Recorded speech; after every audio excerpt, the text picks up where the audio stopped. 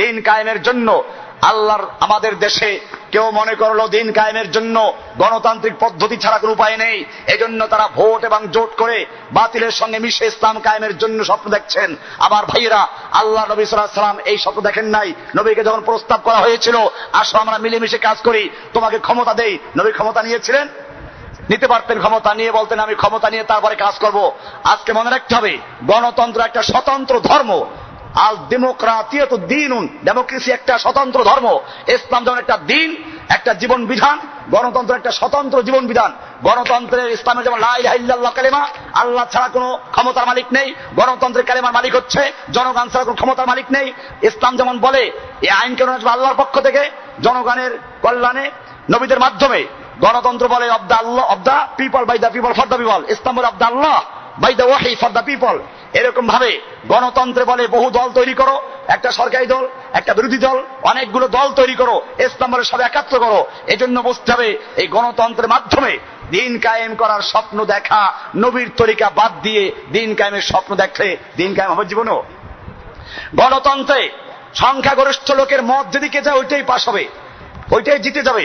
আল্লাহ তাআলা কোরআনে পরিষ্কার বলেছেন, ওয়াইন তুতে আকসারা মান ফিল আরদ, হে নবী আপনি যদি দুনিয়ার সংখ্যাগরিষ্ঠ মানুষের মতের অনুসরণ করেন, ইউদিল্লুকা আন সাবিলিল্লাহ, তারা আপনাকে আল্লাহর রাস্তা থেকে পথভ্রষ্ট করে ফেলবে, গোমরাহ করে ফেলবে। এই আয়াতে স্পষ্ট করে যে সংখ্যাগরিষ্ঠ লোকদের মতামত, ভোটের মতামতের অনুসরণ করা ইসলামে জায়েজ নেই। ইসলামে ভিন্ন বিষয় আছে শূরা। সেই শূরা মানে হচ্ছে বিচক্ষণ, যে আলেম থাকবে, যারা দিনদার থাকবে, বুদ্ধিজীবী থাকবে, এদের সমন্বয়ে একটা বোর্ড থাকবে, তার মাধ্যমে শূরার মাধ্যমে পরামর্শ ভিত্তিক একজন নেতা নির্বাচন করা হবে, সে ভিন্ন বিষয়। যাই হোক, গণতন্ত্র একটা পদ্ধতি, এটা একটা স্বতন্ত্র ধর্ম। এমনি ভাবে আর এক দল মনে করলো দিন কায়েমের জন্য পদ্ধতি হচ্ছে আমরা দিনের দাওয়াত দিতে দিতে সব যদি ইসলামে চলে আসে, তাহলে আর আমাদের মারামারি করা দরকার নাই, জিহাদ করা দরকার নাই, লড়াই করা দরকার নাই, এগুলো খামাখা, আমরা সবাইকে চুপে চুপে দাওয়াত দিব। এই জন্য আমাদের কোনো কেউ বিরুদ্ধে নাই, সবাই আমাদের বাহবা দিবে। আমি কি আল্লাহ নবীর চেয়ে বড় বুজুর্গ? আল্লাহর নবী যেদিন দাওয়াত দিলেন, নবীকে বিরুদ্ধে চলে গেল, নবীর বিরুদ্ধে মারতে গেল, নবীকে হত্যা করার চক্রান্ত করলো। আমাদের মনে রাখতে হবে আমরা নবীর চেয়ে বড় বুজুর্গ নই। এরপরে আসুন, আমাদের দেশে আর একটা আছে খানকাই নিজাম, পীর মুরিদের তরিকা। এটা মনে রাখবেন, এটা আসলো থেকে পীর মুরিদি। এই যে বয়াত হচ্ছে হাজার হাজার খলিফা, এটা আপনারা ভালো করে পড়বেন। আল্লাহর নবী সাল্লাল্লাহু আলাইহি ওয়াসাল্লামের মৃত্যুর পরে আল্লাহর নবীর লাশ 3 দিন পর্যন্ত দাফন করা হয় নাই। কারণ ছিল এই, মুসলিমদের একজন ইমাম থাকবে। আল্লাহ রাসূল সাল্লাল্লাহু আলাইহি ওয়াসাল্লাম বলেছেন, বুখারী শরীফ কিতাবুল জিহাদের একটা অধ্যায়ের শিরোনাম আছে বাবুল ইমাম জুন্নাহ, একজন ইমাম সে ঢাল, মুসলিম জাতির একজন ইমাম থাকবে, সেই ইমামের কাছে বায়াত দিবে। সেই বায়াতটাকে এত গুরুত্ব দিয়েছেন যে মুসলিমদের ইমাম হলো আবু বকর, তার কাছে বায়াত হলো, এরপরে তিনি মুসলিম উম্মার নেতা হলেন, এরপরে আল্লাহ নবীর লাশ দাফন করা হলো, এরপরে ওমর, এরপরে আলী, উসমান, এরপরে আলী। আমার ভাইয়েরা, মুসলিমদের একজন লিডার থাকবে, হাদিসে বলা আছে, তার কাছে মুসলিমরা বায়াত দিবে। আজকে এই জিনিসটা খ্রিস্টান নিয়ে গেছে। খ্রিস্টানদের জানেন, রোমান ক্যাথলিক যারা, এদের একটা কি আছে, পোপ আছে। পোপ একটা মরলে আরেকটাকে বানায়। দুনিয়ার খ্রিস্টানরা একত্র হয়, ও দুনিয়ার খ্রিস্টানরা ঐক্যবদ্ধ ভাবে মুসলিমদের বিরুদ্ধে চক্রান্ত করছে, ওরা ইসলামের জিনিসগুলো নিয়ে। আর মুসলিমদেরকে খেলাফত দিয়েছে, ঘরে ঘরে ঢুকিয়ে দাও, তোমাদের খেলাফত বায়াত পীরদেরকে দিয়ে দিলাম। এবারে পীর সারা বায়াত নিচ্ছে। পীরেরা বায়াত নাই, কিসের বায়াত? হাদিসে বায়াত আছে, কোরআনে আছে, আমি না করছি না, কিন্তু বায়াতটাকে পীর মুরিদি বায়াত। সেই বায়াত কি কোন তরিকার বায়াত? আপনারা দেখবেন আমার দেশে বায়াত নাই। বায়াত কে মাইনে উপর তরিকা চিশতিয়া, সাবেরিয়া, নকশবন্দিয়া, কাদেরিয়া, মুজাদ্দিদিয়া কে নবীজি এবং সাহাবায়ে কেরামরা চিশতিয়া তরিকার বায়াত নিয়েছিল, কাদেরিয়ার বায়াত নিয়েছিল, মুজাদ্দিদের বায়াত নিয়েছিল, নকশবন্দি মুজাদ্দিদের বায়াত নিয়েছিল। এই লোকগুলো যাদের নামে এই তরিকা তৈরি হয়েছে, তাদের জন্ম হয় না নবীর যুগে, তাদের জন্ম সাহাবীর যুগে হয় নাই। তাই বুঝতে হবে এই সমস্ত তরিকার কোন বায়াত ইসলামে নাই। ইসলাম বায়াত আছে, সেই বায়াত হবে একজন মুসলিমের ইমামের কাছে। মুসলিমদের কোন দল থাকবে না, কোন ফেরকা থাকবে না। এই জন্য আল্লাহ রাসূল সাল্লাল্লাহু আলাইহি ওয়াসাল্লাম পরিষ্কার করে দিয়েছেন, আমরুকুম বিখামসিন, আমি তোমাদের 5টা কাজের আদেশ করছি। কয়টা কাজের? 5টা কাজের আদেশ করেছি। আল্লাহ আমার অনিভিন্না, ওই 5টা কাজের জন্য আমাকে আল্লাহ আদেশ করেছেন। তার বড় আদেশটা কার? আল্লাহ তার আদেশ করেছেন। কি আদেশ করেছেন? বিল জামা। 1 নম্বর হলো বিল জামা, মুসলিমরা সবাই ঐক্যবদ্ধ হবে, কোন দল থাকবে না, কোন ফেরকা থাকবে না, কোন তরিকা থাকবে না। একটা তরিকা, রাসূলের তরিকা, একটা দল ইসলাম। সেই ইসলামের একজন আমির থাকবে। কি থাকবে? জামা থাকবে। এই জামার একজন আমির থাকবে, সে আমিরের উপরে বায়া দিবে, বিসমি অত্তা, তার কথা শুনবে আর মানবে। 3টে হয়ে গেল।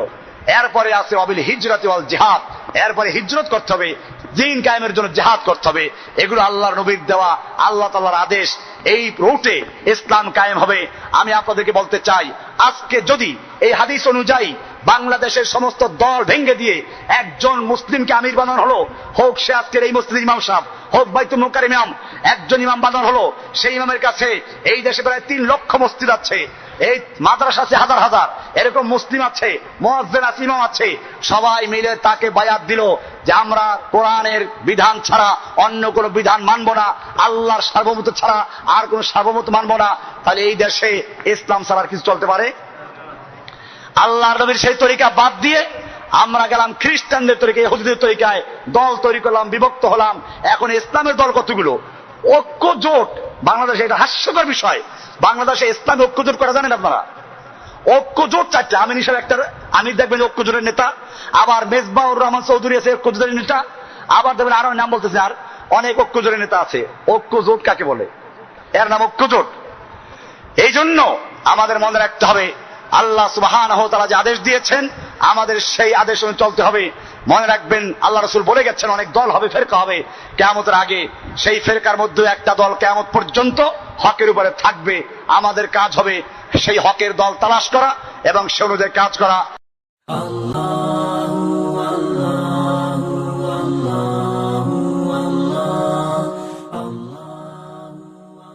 আসসালামু আলাইকুম ওয়া রাহমাতুল্লাহি ওয়া বারাকাতুহু।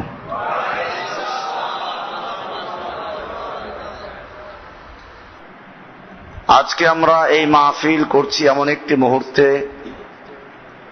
যখন পৃথিবীর মুসলিম জাতি এক কঠিন মুহূর্ত অতিক্রম করছে।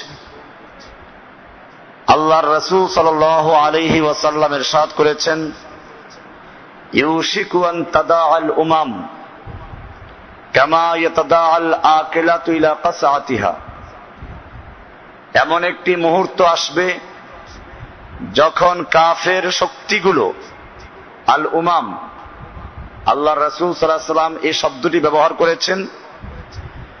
বর্তমানেও জাতিসংঘের আরবি হচ্ছে আল উমামুল মুত্তাহিদা।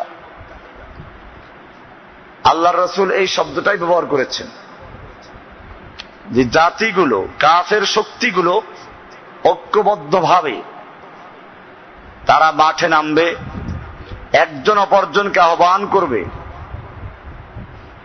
যেরকম ভাবে খাবার দস্তরখান বিছিয়ে মেহমানদেরকে ডাকা হয় খাবারের জন্য, ঠিক এরকম ভাবে কাফের শক্তিগুলো একজন অপরজনকে আহ্বান করবে মুসলিমদেরকে ধ্বংস করার জন্য। সাহাবায়ে কেরাম প্রশ্ন করলেন যে, ইয়া রাসূলুল্লাহ, তখন কি মুসলিমরা একেবারেই নগণ্য হবে? রাসূলুল্লাহ সাল্লাল্লাহু আলাইহি ওয়াসাল্লাম বললেন, না, মুসলিমদের সংখ্যা তখন অনেক বেশি হবে, কিন্তু ওয়ালাকিন্নাকুম গুসাউন কাগুসাইস সাইল, তোমাদের মুসলিমদের সংখ্যা অনেক বেশি হবে ঠিকই, কিন্তু তাদের অবস্থা হবে বন্যার পানির সঙ্গে যেমন খড়কুটা ভেসে যায়, এই ভাসমান খড়কুটার মতো অবস্থা হবে। সাহাবায়ে কেরাম জিজ্ঞেস করলেন, ইয়া রাসূলুল্লাহ, এর কারণটা কি? বললেন, তোমাদের অন্তরের মধ্যে ওহান ঢুকিয়ে দেওয়া হবে। সাহাবায়ে কেরাম বললেন, আমাল ওহান, ওহান কি জিনিস? আল্লাহর রাসূল সাল্লাল্লাহু আলাইহি ওয়াসাল্লাম বললেন, হুব্বুদ দুনিয়া ওয়া কারাহিয়াতুল মাউত। ওহান হচ্ছে দুনিয়ার প্রতি ভালোবাসা এবং মৃত্যুকে অপছন্দ করা, আল্লাহর রাস্তায় মৃত্যুকে অপছন্দ করা। এই কারণেই তোমাদের অন্তরের মধ্যে ওহান ঢুকে যাবে, তোমাদের এই পরিস্থিতি হবে। আজ থেকে 1450 বছর আগে প্রায় আল্লাহর রাসূল সাল্লাল্লাহু আলাইহি ওয়াসাল্লাম কথাটা বলেছেন। যদি আমরা দেখি ইরাকে হামলা করার পূর্বে, আফগানিস্তানে হামলা করার পূর্বে কাফের শক্তিগুলো কিভাবে একজন অপরজনকে আহ্বান করেছে, আল্লাহর রাসূল সাল্লাল্লাহু আলাইহি ওয়াসাল্লামের ভবিষ্যৎবাণী হাদিসের প্রত্যেকটা কথা অক্ষরে অক্ষরে মিলে যায়। আজকে আমরা এই মাহফিল করছি এমন একটি মুহূর্তে যখন পৃথিবীর মুসলিম জাতিকে কিভাবে ধ্বংস করা যাবে, পৃথিবীর মানচিত্র থেকে কিভাবে মুছে ফেলা যাবে মুসলিমদের অস্তিত্বকে, এই পরিকল্পনা নিয়ে মাঠে নেমেছে কাফের শক্তিগুলো। আল কুফরু মিল্লাতুন ওয়াহিদা। আল্লাহ রাসূল সাল্লাল্লাহু আলাইহি ওয়াসাল্লাম বলেছেন, সমস্ত কাফের এক জাতি। মুসলিমদের বিরোধিতায় সমস্ত কাফের এক। আমরা তাই দেখতে পাচ্ছি, আজকে ইহুদি বলেন, খ্রিস্টান বলেন, হিন্দু বলেন, বৌদ্ধ বলেন, সব এক হয়ে গেছে একটা জাতির বিরুদ্ধে। কাদের বিরুদ্ধে? মুসলিমদের বিরুদ্ধে। এমনি ভাবে আমরা এর ফলে দেখি, একদিকে মুসলিমদের প্রথম কিবলা বাইতুল মুকাদ্দাস ওরা দখল করেছে। মুসলিমদের জমিন দখল করে ওখান থেকে মুসলিমদেরকে তাড়িয়ে দিচ্ছে, মুসলিমদের বাড়ি ঘরগুলোকে বুলডোজার দিয়ে গুড়িয়ে দিচ্ছে। মুসলিম শিশুরা যখন ফিলিস্তিনের স্কুলে যায়, ওদের তল্লাশি করে, ওরা হয়তো ঢিল ছুড়লো, এর জবাবে ওরা ট্যাঙ্কের গোলা দিয়ে বুকটাকে ঝাঁঝরা করে দিচ্ছে।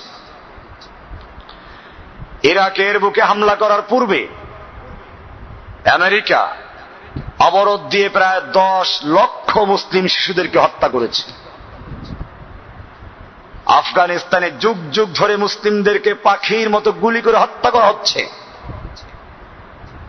আপনারা জানেন, যখন বামিয়ানের মূর্তি ভাঙ্গা হয়েছিল, সারা দুনিয়ার মিডিয়াগুলো তোলপাড় সৃষ্টি করলো, মানবাধিকার লঙ্ঘন করা হয়েছে। আর সেই আফগানিস্তানে যখন একটা প্রাইমারি স্কুলে বোমা হামলা করে 300 শিশুদের হত্যা করলো, তাদের লাশগুলো লাইন দিয়ে সারিবদ্ধভাবে যখন রাখা হলো, পৃথিবীর মিডিয়াগুলো চুপ থাকলো। এটা মানবাধিকার লঙ্ঘন হয় নাই, কারণ এরা মুসলিমদের শিশু।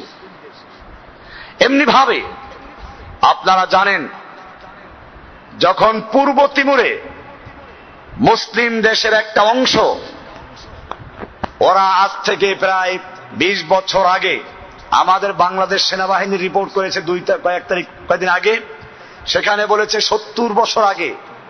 আসলে 70 বছর লাগে নাই, ওরা এই প্ল্যান করেছিল মাত্র 20 বছর আগে। সেই প্ল্যান করে মাত্র 200 ছেলেদেরকে, যুবকদেরকে ওরা প্রশিক্ষণ দিয়ে মুসলিমদের উপরে হামলা করালো। মুসলিমদের বাড়ি ঘরগুলো আগুন দিয়ে জ্বালিয়ে দিল, মসজিদগুলোতে আগুন লাগালো। এরপরে যখন মুসলিম ছেলেরা তৈরি হলো, তখন জাতিসংঘের বাহিনী চলে আসলো। এরপরে সেই ইন্দোনেশিয়ার একটা রাজ্যকে, একটা এলাকাকে খ্রিস্টান রাজ্য ঘোষণা করলো। পূর্ব তিমুর মুসলিমদের বুকে আবার খ্রিস্টান রাজ্য ওরা করলো। একই ধরনের চক্রান্ত করেছে দক্ষিণ সুদানে, সেখানেও ওরা খ্রিস্টান রাজ্য বানিয়েছে। এমনি ভাবে বর্তমানে এই চক্রান্ত হচ্ছে পার্বত্য অঞ্চলকে নিয়ে। আপনারা জানেন, কয়েকদিন আগে বাংলাদেশের সেনাবাহিনী সরকারের কাছে একটা প্রতিবেদন জমা দিয়েছে। সেখানে তারা এই শব্দগুলোই ব্যবহার করেছে যে পার্বত্য অঞ্চল যেন পূর্ব তিমুর আর দক্ষিণ সুদান না হয়। তাহলে এখানেও এরা চক্রান্ত করছে, ষড়যন্ত্র করছে, আর একটা ইসরায়েল অথবা পূর্ব তিমুরের ন্যায় খ্রিস্টান রাজ্য বানাবার জন্য। একদিকে ইহুদি খ্রিস্টানদের এই চক্রান্ত, আর একদিকে আল্লাহর রাসূল সাল্লাল্লাহু আলাইহি ওয়াসাল্লাম আরো একটা ভবিষ্যৎবাণী করেছেন মুসলিমদের অবস্থা নিয়ে। হাদিসে আল্লাহর রাসূল সাল্লাল্লাহু আলাইহি ওয়াসাল্লাম বলেছেন, হাদিসটা মিশকাতুল মাসাবিহ নামক কিতাবুল ইলমের ভিতরে পাবেন শেষ দিকে। আল্লাহর রাসূল সাল্লাল্লাহু আলাইহি ওয়াসাল্লাম বলেছেন, সায়াতি আলান নাসে জামান, মানুষের সামনে, মুসলিমদের সামনে এমন একটি সময় আসবে, লা ইয়াবকা মিনাল ইসলামে ইল্লা ইসমুহু, যখন ইসলামের শুধুমাত্র নাম ছাড়া আর কিছুই থাকবে না। নাম ইসলাম, এরা জানবে না ইসলাম অর্থ কি। আপনারা আজকে শিক্ষিত লোক, আপনাদেরকেও যদি জিজ্ঞেস করা হয় ইসলাম অর্থ কি, হয়তো অনেকেই বলবেন ইসলাম মানে শান্তি, কারণ এটাই শেখানো হয় দেশে। অথচ আপনারা কোনদিন যাচাই করেন না ইসলাম মানে কি আসলে। ইসলাম কায়েম হলে শান্তি প্রতিষ্ঠিত হবে, এটা সত্য, কিন্তু তাই বলে ইসলাম মানে শান্তি নয়। এটা সুকৌশলে এই খ্রিস্টানেরা, ইহুদিরা ভারতবর্ষ দখল করে ওরা এই কাজটাই করেছে, মুসলিম জাতির মধ্যে এটা ঢুকিয়ে দিয়েছে ইসলাম মানে শান্তি। কাজে তোমরা শান্তিতে বসবাস করবে, নামাজ রোজা করবে, ঘুমাবে, আর আস্তে আস্তে হাঁটবে, খবরদার পিঁপড়া যেন টের না পায় জমিনে। তোমাদের বুজুর্গির মাপকাঠি হবে, তোমরা সবসময় ঘরে বসে থাকবে, খানকায় বসে থাকবে, জঙ্গলে গিয়ে ইবাদত করবে নির্জনে। ভালো কথা, এগুলো আমরা ভালোই মনে করি, কিন্তু ওদের উদ্দেশ্য কি? ওদের উদ্দেশ্য হচ্ছে ফাসলু সিয়াসাতে আনিদ দ্বীন, রাষ্ট্রকে ধর্মের থেকে আলাদা রাখবে। তোমরা ওই মসজিদে গিয়ে কাজ করো, খবরদার রাষ্ট্র নিয়ে কোনো কথা বলবে না। ইসলামের অর্থনীতি, পররাষ্ট্রনীতি, স্বরাষ্ট্রনীতি, ইসলামের কি আছে এইগুলো নিয়ে তোমরা খবরদার কথা বলবে না, নতুবা ইসলাম মানে ওরাও ভালো করে জানে। ডক্টর হান্স ভে উনি ওনার ডিকশনারি লিখেছেন ইসলাম মানে কি, ইংলিশে লিখেছেন, পরিষ্কার করে দিয়েছেন ইসলাম মানে শান্তি না, ইসলাম মানে হচ্ছে কারো কাছে আত্মসমর্পণ করা। আর মুসলিমদের পরিভাষা ইসলাম বলে এক আল্লাহর বিধানের সামনে, এক আল্লাহর হুকুমের সামনে, এক আল্লাহর বাণী কোরআনের সামনে জীবনের সকল ক্ষেত্রে, ব্যক্তি জীবনে, পারিবারিক জীবনে, সামাজিক জীবনে, রাষ্ট্রীয় জীবনে, সব ক্ষেত্রে এক আল্লাহর বিধানের কাছে আত্মসমর্পণ করার নাম কি? এটা কুফাররা ভালো করে জানে, ওরা জানে এটার অর্থ, এই অর্থ দিয়ে মুসলিমরা জানে। তাহলে এই মুসলিম জাতিকে আর কোনোভাবে দমন করা যাবে না, সেজন্য ওদেরকে শিখাও ইসলাম মানে শান্তি। হ্যাঁ, সালাম অর্থ শান্তি। আমরা একজন আরেকজনকে সালাম দেই, সালাম, আসসালামু আলাইকুম, তোমার উপরে আল্লাহর পক্ষ থেকে শান্তি বর্ষিত হোক, এই সালাম অর্থ শান্তি। ইসলাম মানে হচ্ছে এক কথায় এক আল্লাহর বিধানের কাছে আত্মসমর্পণ করে পৃথিবীতে শান্তি প্রতিষ্ঠিত করা, মানব রচিত বিধান, মানব রচিত আইন কানুন বাতিল করে মানুষের সার্বভৌমত্ব, মানুষের সংবিধান, মানব রচিত আইন সব বাতিল করে এক আল্লাহর সার্বভৌমত্ব, এক আল্লাহর সংবিধান কায়েমের মাধ্যমে শান্তি প্রতিষ্ঠিত করার নাম হচ্ছে ইসলাম। আর এরকম যারা কাজ করে, এরকম যারা আল্লাহর হুকুম মেনে চলে, তাদেরকে বলে মুসলিম। কিন্তু আজকে মুসলিম জাতি তা ভুলে গেছে। আজকে মুসলিম কাকে বলে? মুসলিম জাতি আজকে খাজা বাবা, গাজা বাবা, ল্যাংটা বাবা, পীর বাবা, দরগাওয়ালা, দুর্গাওয়ালা, গাউসুল আজম, খাজা বক্স, গঞ্জে বক্স, আতা বক্স, বান্দা নওয়াজ, গরিব নওয়াজ, এই সব টাইটেল গুলো দিয়ে মানুষদেরকে, পীর বুজুর্গদেরকে আল্লাহর আসনে বসিয়েছে। কারণ এই প্রত্যেকটা কাজ আল্লাহর। কার কাজ? আল্লাহর কাজ। আপনারা জানেন আমাদের এই দেশে মহাখালীতে একটা মসজিদ আছে, গাউসুল আজম বড় পীর আব্দুল কাদের জিলানী মসজিদ। আপনি চিন্তা করেন না গাউস মানে কি? গাউস অর্থ কি? বিপদে সাহায্যকারী, গাসা ইউগীসু গাসাতান, বিপদে উদ্ধারকারী, বিপদে সাহায্যকারী। আল আজম মানে সবচেয়ে বড়। তাহলে অর্থ দাঁড়ায় এই, সবচেয়ে বড় বিপদে সাহায্যকারী। সে কে? না কোনো মানুষ। তাহলে মানুষকে যদি কেউ গাউসুল আজম বিশ্বাস করে, সে ব্যক্তির সঙ্গে সঙ্গে মুশরিক হয়ে যায়। বান্দা নওয়াজ, গরিব নওয়াজ, খাজা গরিবে নওয়াজ বলে না? গরিব নওয়াজ অর্থ কি? ফার্সি শব্দগুলো আপনার অর্থ জানেন না। গরিবে নওয়াজ মানে যে গরিবকে, অসহায়কে যিনি দান করেন, দান করার মালিক কে? না কোনো মানুষ। এইভাবে আজকে বহু ইলা এবং বহু রবের ইবাদত চলছে। এজন্য মুসলিম জাতি আজ চতুর্দিকে বদদলিত, লাঞ্ছিত, বঞ্চিত, অবহেলিত।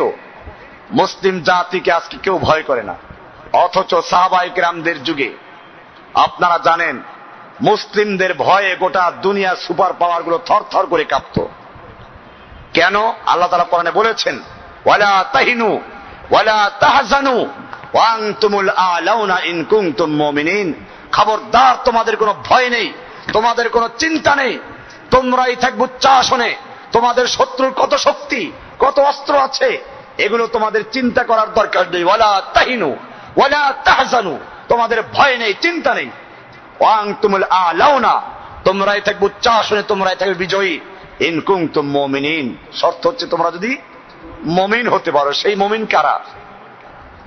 আজকে আমরা নিজেদেরকে দাবি করে মুমিন। কোরআনের সূরা বাকারা 8 নম্বর আয়াতে আল্লাহ বলছেন, ওয়ামিনান নাসি মান ইয়াকুলু আমান্না বিল্লাহি, মানুষের মধ্যে অনেক মানুষ আছে এরকম যারা বলে আমরা আল্লাহকে বিশ্বাস করি, ওয়াবিল ইয়াউমিল আখির, আমরা পরকালেও বিশ্বাস করি, আমরা পাক্কা মুমিন। আল্লাহ বলছেন ওয়ামা হুম বিমুমিনিন, না ওরা মুমিন নয়, ওরা মুনাফিক। ওরা কি? মুনাফিক।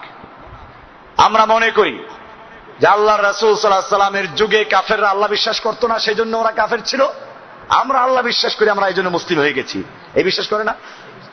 আমার দেশে মানুষ এটাই মনে করে যে আগের যুগের লোকেরা আল্লাহ বিশ্বাস করতো না, মক্কার কুফফার আল্লাহ বিশ্বাস করতো না, এই জন্য ওরা কাফের। বিষয়টা কি এরকম? আমরা কোরআনুল কারীমকে জিজ্ঞেস করব আসলে মক্কার কুফফাররা বিশ্বাস করতো কিনা। আল্লাহর কোরআনে পরিষ্কার বলা আছে, সূরা যুখরুফের 87 নম্বর আয়াত পড়ুন। আল্লাহ বলছেন ওয়ালা ইন সালতাহুম মান খালাকাহুম, হে নবী আপনি যদি ওদেরকে জিজ্ঞাসা করেন, কাদেরকে? মক্কার কুফফারদেরকে জিজ্ঞেস করেন, মান খালাকাহুম, কে ওদেরকে সৃষ্টি করেছে, লা ইয়াকুলুন্নাল্লাহ, তারা অবশ্যই বলবে সৃষ্টি করেছেন কে। তাহলে মক্কার কুফফাররাও বিশ্বাস করত সৃষ্টিকর্তা কে। এবারে আসুন আরো সামনে, আল্লাহ তাআলা সূরা যুখরুফের 9 নম্বর আয়াতে বলছেন ওয়ালা ইন সালতাহুম মান খালাকাস সামাওয়াতি ওয়াল আরদ, হে নবী আপনি যদি মক্কার কুফফারদেরকে জিজ্ঞাসা করেন কে সৃষ্টি করেছে আসমান এবং জমিন, লা ইয়াকুলুন্নাল্লাহ, তারা বলবে সবগুলো সৃষ্টি করেছেন কে। লা ইয়াকুলুন্না খালাকাহুন্নাল আজিজুল আলিম, এক মহাপরাক্রমশালী মহাবিজ্ঞানী আল্লাহ সুবহানাহু ওয়া তাআলা এগুলো সৃষ্টি করেছেন। তাহলে মক্কার কাফেররাও বিশ্বাস করত আসমান জমিনের সৃষ্টিকর্তা আছেন একজন, তিনি কে? তিনি মহাবিজ্ঞানীও, তিনি মহাপরাক্রমশালীও। এইগুলো আল্লাহর নবীর যুগের কাফেররাও বিশ্বাস করত। এমনি ভাবে আজকে আমাদের সমাজে এই কালেমার দাওয়াত ব্যাপকভাবে হচ্ছে। আমি এগুলো আসতেছি আস্তে আস্তে। কেউ তর্জমা করে লা ইলাহা ইল্লাল্লাহ মানে কিছুর থেকে কিছু হয় না, আল্লাহর থেকে হয়। আছে না এরকম? দোকানে খাওয়ায় না, ব্যবসা বাণিজ্যে খাওয়ায় না, আসমানে খাওয়ায় না, জমিনে খাওয়ায় না, চাকরিতে খাওয়ায় না, এই তর্জমা করা হয়। লা ইলাহার তর্জমা কি এটা? আমরা এইটাই যদি হয়, কোরআনকে আমরা জিজ্ঞেস করবো, কোরআন পরিষ্কার বলছে না, মক্কার কুফফাররা এগুলো বিশ্বাস করতো, তাহলে মক্কার কাফেরদের সঙ্গে কোনো দ্বিমত হতো না। আল্লাহ তাআলা কোরআনে বলছেন ওয়ালা ইন সালতাহুম মান নাযালা মিনাস সামাই মান, হে নবী আপনি যদি ওদেরকে জিজ্ঞাসা করেন, মক্কার কুফফারদেরকে জিজ্ঞাসা করেন মান নাযালা মিনাস সামাই মান, কে আসমান থেকে পানি বর্ষণ করে, ফাহিয়া বিহিল আরদা মিন বাদি মাউতিহা, অতঃপর সেই পানির মাধ্যমে মৃত জমিনকে, শুকিয়ে চৌচির হয়ে যাওয়া জমিনকে আবার তরুতাজা করেন কে, ফসল হওয়ার উপযুক্ত করেন কে। লা ইয়াকুলুন্নাল্লাহ, তারা বলবে সব করেন কে।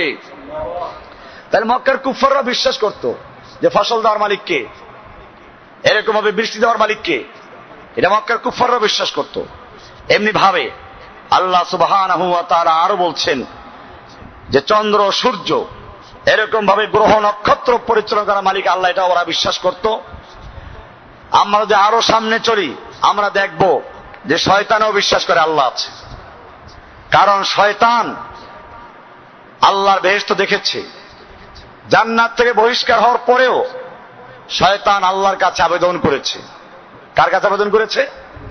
আল্লাহর কাছে আবেদন করেছে, রব্বি, হে আমার রব, ফাংজিরনি ইলা ইয়াউমি ইউবাসুন, আমাকে কিয়ামত পর্যন্ত হায়াত দান করুন। শয়তান আবেদন করেছে কার কাছে? আল্লাহর কাছে। এমনি ভাবে আমরা যদি দেখি যে ফেরাউন নিজে আল্লাহ দাবি করেছিল, ওই ফেরাউনও আল্লাহকে বিশ্বাস করত, ফেরাউনেরও আল্লাহ বিশ্বাস করত, আর অনেক আল্লাহ ছিল ওর। কোরআনুল কারীমে সূরা আরাফের 127 নম্বর আয়াত দেখবেন আল্লাহ তাআলা বলছেন মুসা আলাইহিস সালাতু ওয়াস সালাম এবং হারুন যখন তার জাতিকে দাওয়াত দেওয়া শুরু করলেন, তখন এই ফেরাউন এবং তার মন্ত্রীগণ পরামর্শে বসলো।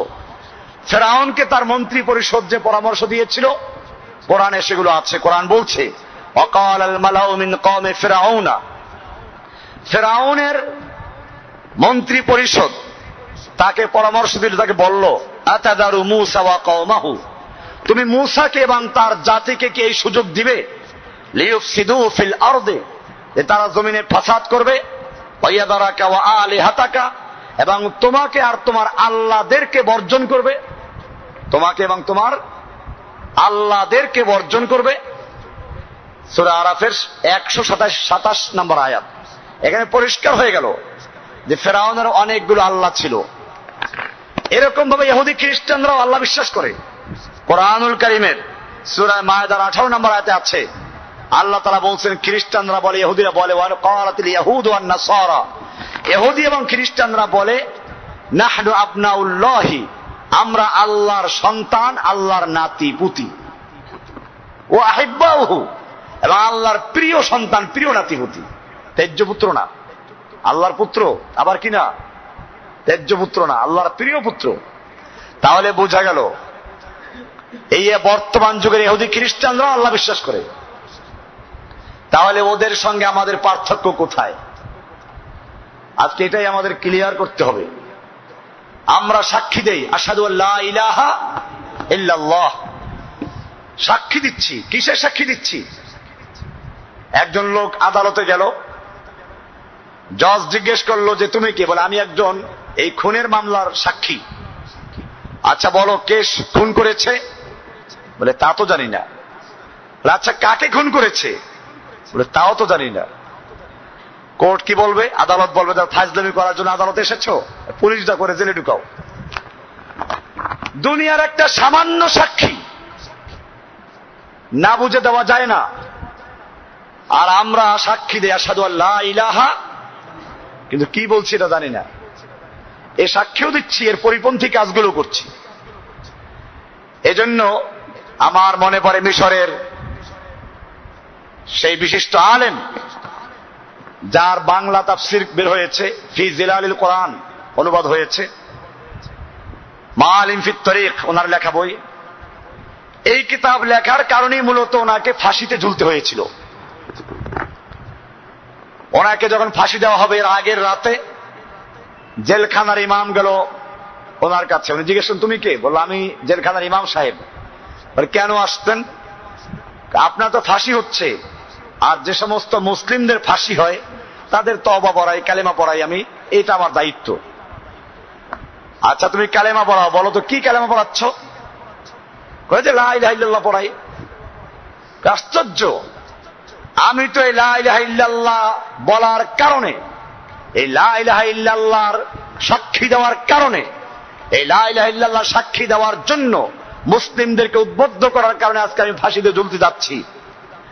যে সরকার আমাকে লা ইলাহা ইল্লাল্লাহ বলার কারণে ফাঁসি দিচ্ছে, ওই সরকার তোমাকে লা ইলাহা ইল্লাল্লাহ পড়াবার জন্য পয়সা দিচ্ছে। বোঝা গেল তোমার লা ইলাহা ইল্লাল্লাহ আর আমার লা ইলাহা ইল্লাল্লাহ এক নয়। যাও তুমি তোমারটা নিয়ে থাকো, তোমার কাছে লা ইলাহা পড়ার দরকার নেই আমার। ভাইরা আমার, বিষয়টা অত্যন্ত গুরুত্বপূর্ণ। আমরাও লা ইলাহা ইল্লাল্লাহ বলি, আর আল্লাহর নবীও লা ইলাহা ইল্লাল্লাহ বলেছিলেন। আল্লাহর নবী যেদিন লা ইলাহা ইল্লাল্লাহ বলেছিলেন তখন অবস্থা কি ছিল, এটা আমি আলোচনা করে তারপরে মূল আলোচনায় প্রবেশ করব ইনশাআল্লাহ। আল্লাহর নবী সাল্লাল্লাহু আলাইহি ওয়াসাল্লাম যখন নবুয়ত প্রাপ্ত হলেন, গোপনে গোপনে 3 বছর পর্যন্ত ইসলামের দাওয়াত পেশ করলেন। এরপরে আল্লাহর পক্ষ থেকে দাওয়াত আসলো, হুকুম আসলো, ফাসদা বিমা তুমার, হে নবী আপনি যা আদিষ্ট হয়েছেন তা স্পষ্ট ভাবে প্রকাশ্যে বলুন, আর গোপনে নয়। ওয়ানজির আশিরাতাকাল আকরাবিন, আপনি আপনার নিকট আত্মীয়দেরকে সাবধান করুন, সতর্ক করুন। আরবের নিয়ম ছিল, জরুরি কোনো কথা বলতে হলে পাহাড়ে গিয়ে উঠতো সকালবেলা, উলঙ্গ হয়ে কাপড়টাকে মাথায় নিত, তারপর ঘুরাইতো আর বলতো ইয়া সাবাহা। তো লোকেরা মনে করতো নিশ্চয়ই কোনো বড় ধরনের শত্রুদের আক্রমণ হবে, সব জড় হয়ে যেত। আল্লাহর নবী সাল্লাল্লাহু আলাইহি ওয়াসাল্লাম আরবের সে নিয়ম অনুযায়ী সকালবেলা গিয়ে সাফা পাহাড়ে উঠলেন। তবে এখানে খেয়াল রাখবেন, ল্যাংটা হন নাই। আমার দেশে তো ল্যাংটা হলে বড় বুজুর্গ মনে করা হয়। ওই বেটা ল্যাংটা হয়ে দেখাচ্ছে যে আমার মধ্যে কিচ্ছু নাই, এরপরেও লোকেরা বলে এর মধ্যে অনেক মাল আছে। এটা এই জাতির জন্য কত দুঃখের বিষয়, কত বোকা এই জাতি। আল্লাহর নবী সাল্লাল্লাহু আলাইহি ওয়াসাল্লাম জীবনে নবুয়ত প্রাপ্তির আগে একবার উলঙ্গ হয়েছিলেন বলে জানা যায়, এবং উলঙ্গ হওয়ার পরে সঙ্গে সঙ্গে বেহুশ হয়ে পড়েছিলেন। এরপরে কখনো উলঙ্গ হন নাই। যেই নবী কখনো উলঙ্গ হলেন না, যেই নবী পরিষ্কার পরিচ্ছন্নতার এত গুরুত্ব দিতেন, হাদিসে বলা হয়েছে লাউলা আনা শুক্কা লা উম্মতি লা আমারতুহুম বিসওয়াক ইনদা কুল্লি সালাতিন, আমার উম্মতের জন্য যদি কঠিন মনে না করতাম আমি তাহলে প্রত্যেক সালাতের সময় মেসওয়াক করাকে ফরজ করে দিতাম। যে সালাত মেসওয়াক করে আদায় করা হয় তার ফজিলত মেসওয়াক বিহীন সালাতের উপরে 27 গুণ বেশি রাখে। মেসওয়াকের গুরুত্ব দিলেন। মাথা আঁচড়াবার জন্য বলেছেন, হাদিসে বলা আছে মাথা আঁচড়াও, একদিন পর একদিন হলে মাথা আঁচড়াও। আর সেই নবীর উম্মত এখন গাঁজা খায়, ময়লা পড়ে, জটলা পড়ে গেছে, দুর্গন্ধ, শয়তান ওর ধারে কাছে যায় না, কুত্তা ওর থেকে পালায়। এরপরেও আল্লাহর ওলি, এরপরে কি আল্লাহর ওলি। আমার ভাইয়েরা মনে রাখতে হবে, এই জাতি কত অধঃপতনে চলে গেছে। এই জাতির মধ্যে একদল আছে মারেফাতপন্থী বাউল। এদের আত্মশুদ্ধি করার জন্য, শুদ্ধি অর্জন করার জন্য পঞ্চরস খেতে হয়। আপনারা বুঝতে পেরেছেন পঞ্চরস কি? মেয়ে লোকের হায়েজ, নেফাস, এরপরে পেশাব পায়খানা, আর হলো পুরুষের বীর্য। এটা আবার পীরের বীর্য হলে আরো সুবিধা, কারণ বীজ মে আল্লাহ, ওরা বিসমিল্লাহর তর্জমা করে বীজ মে আল্লাহ। বীজ মানে হলো পীরের বীর্য, এর মধ্যে আল্লাহ আছে। এই শয়তান এগুলো দেখে হাসে। যাই হোক, বলছিলাম আল্লাহর রাসূল সাল্লাল্লাহু আলাইহি ওয়াসাল্লাম সাফা পাহাড়ে গেলেন। সকালবেলা ডাক দিলেন, ইয়া সাবাহা, ইয়া বনি হাশিম, ইয়া বনি ফিহর, ইয়া বনি মুত্তালিব। এক এক গোত্রের নাম ধরে ধরে ডাকলেন। সকালবেলার আওয়াজ এমনি ভয়াবহ আওয়াজ, মক্কার লোকদের কান সতর্ক হয়ে গেল। সবাই চলে আসলো। যেই নেতারা অসুস্থ ছিল, আসতে পারে নাই, তারা তাদের লোকদেরকে পাঠাইলো, যাও তোমরা শুনে আসো। সব জড়ো হয়ে গেল। আল্লাহর নবী সাল্লাল্লাহু আলাইহি ওয়াসাল্লাম জিজ্ঞেস করলেন, হে আমার মক্কার নেতারা, আমি যদি তোমাদেরকে বলি এই পাহাড়ের অপর প্রান্তে তোমাদের শত্রু বাহিনী ওঁৎ পেতে বসে আছে, তোমরা কি আমার কথা বিশ্বাস করবে? সব নেতারা বলল, অবশ্যই বিশ্বাস করব, কারণ মা জাররাবনাকা ইল্লা সাদিকান, আমরা আপনার থেকে কখনো মিথ্যা কথা শুনি নাই, আপনি সবসময় সত্য কথা বলেন, আপনি আল আমিন, বিশ্বস্ত ব্যক্তি, আপনি কখনো আমানতের খেয়ানত করেন না, আপনার এত সুনাম, আমরা আপনার কথা বিশ্বাস করি। এবার আল্লাহর রাসূল সাল্লাল্লাহু আলাইহি ওয়াসাল্লাম বলছেন, ওহে মক্কার নেতারা, লাউ কুলতুম কালিমাতান ওয়াহিদাতান, যদি একটা কথা বিশ্বাস করো, একটা কথা মানতে পারো, একটা কথা স্বীকৃতি দাও, তামলিকুনা বিহাল আরব, ওই একটা কথা মানার কারণে তোমরা গোটা আরব দেশের মালিক বনে যাবে। ও তাদিনুল লাকুম আজম, অনারব বিশ্ব তোমাদের দিন গ্রহণ করবে, তোমাদের ধর্ম গ্রহণ করবে। আও তুআদ্দিল জিজিয়া, অথবা তারা তোমাদের জিজিয়া আদায় করে কর দিয়ে থাকবে। গোটা দুনিয়ার মানুষ তোমাদের কর দিতে বাধ্য হবে। মক্কার নেতারা খুশি, এখনো খুশি, কারণ নেতৃত্ব পাওয়া যাবে। নেতারা নেতৃত্বের জন্য সবকিছুই করতে পারে। যারা দুনিয়ার নেতৃত্ব চায়, ওরা একটা ভোটের জন্য মানুষের গোলামি করতে রাজি আছে। যাই হোক, আল্লাহর রাসূল সাল্লাল্লাহু আলাইহি ওয়াসাল্লাম এখন পর্যন্ত ওদের কাছে বিশ্বস্ত ব্যক্তি, ভালো মানুষ। এখনই পার্থক্য হয়ে যাবে, এটাই আমি বলেছি এজন্য যে আল্লাহর নবী এমন কি বক্তব্য দিয়েছিলেন, যেই বক্তব্যের কারণে এখন পর্যন্ত যেই লোকগুলো নবীর পক্ষে, যেই লোকগুলো নবীকে বিশ্বস্ত বলে বিশ্বাস করে, যেই লোকগুলো বলছে আপনি যা বলবেন বিশ্বাস করব, আর এক মুহূর্তের মধ্যে সেই লোকগুলো বিরুদ্ধে চলে যাচ্ছে, সেই কথাটা কি ছিল? আল্লাহর রাসূল সাল্লাল্লাহু আলাইহি ওয়াসাল্লাম বললেন, ইয়া আইয়ুহান নাস কুলু লা ইলাহা ইল্লাল্লাহ তুফলিহুন তা'বুদুনাল্লাহ ওয়াহদাহু ওয়া তাখলাউনা মা তা'বুদুনা মিন দুনিল্লাহ। ওহে দুনিয়ার সমস্ত মানুষেরা, কিয়ামত পর্যন্ত সমস্ত মানুষদেরকে আহ্বান করলেন, আপনাদেরকে আহ্বান করেছেন। সেই একটি কথা হচ্ছে, কুলু লা ইলাহা ইল্লাল্লাহ, তোমরা বলো আল্লাহ ছাড়া আর কোন ইলাহা নাই। এটা আমরাও পড়ি, কিন্তু মক্কার কুফফাররা ভালো করে বুঝেছে। আমাদের সমাজে লা ইলাহা ইল্লাল্লাহ বললে কেউ বুঝে না, কেউ প্রতিবাদ করে না। আবু জাহালরা বুঝেছে, আবু লাহাবরা বুঝেছে, সঙ্গে সঙ্গে দাঁড়িয়ে প্রতিবাদ করলো, তাব্বান লাকা সায়রাল ইয়াউম, তোমার গোটা জীবন ধ্বংস হোক, আলিহাদা জামাতানা, তুমি আমাদের এজন্য জড়ো করেছো। এরপরে আবু লাহাব আল্লাহর নবীকে মারতে উদ্যতর, দুই হাত উঁচু করে। এজন্যই আল্লাহ নবীর পক্ষে একটা লোক প্রতিবাদ করতে পারলো না। নবী মনক্ষুণ্ণ হয়ে ঘরে চলে গেলেন। আল্লাহর পক্ষ থেকে সান্ত্বনা নাযিল হলো, তাব্বাত ইয়াদা আবি লাহাবিন ওয়া তাব্বা। আবু লাহাবের দুই হাত ধ্বংস হচ্ছে, নিজে ধ্বংস। আবু লাহাব বলল, আজালাল আলিহাতা ইলাহা ওয়াহিদা ইন্না হাযা লাশাইউন উজাব।